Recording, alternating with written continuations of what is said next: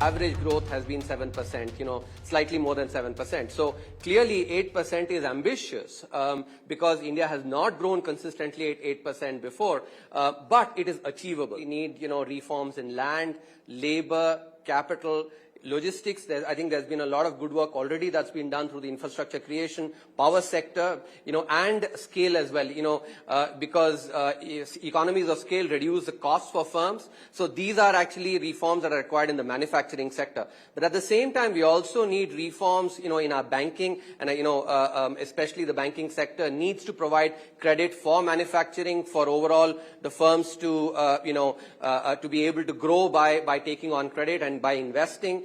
We also need, importantly, reforms in the judiciary and in the bureaucracy as well. It's possible for us to hit double-digit growth, but I would actually be rather careful about it. This whole game is about compounding growth. So, is this machine that we have brought here capable of generating double-digit growth? Yes, it is, but under very favorable external conditions only. Push comes to shove. If we have to choose, be very clear. We will choose stability over growth. Because this game is about compounding this over 25 years. That's the Amrit Kal cycle. Any 1 year, I don't get emotional about whether we hit 8 or 7 or whatever. In fact, this 8.4 is a wonderful surprise. Our own forecasts, if we will remember, for the government was 6.5% to 7%.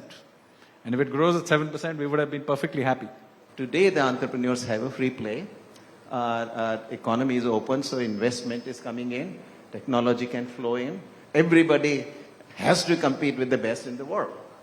And that also actually brings the best out of you.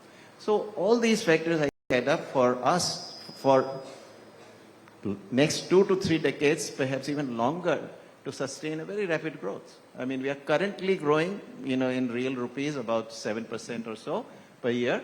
It's certainly, with a few more reforms in the next 5 years, I think we can realistically push it to somewhere, close to 9%, certainly somewhere between 8 to 9%.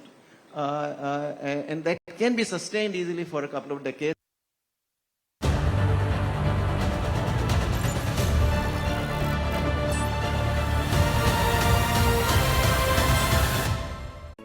If you like this video, then like, share and subscribe to ET Now.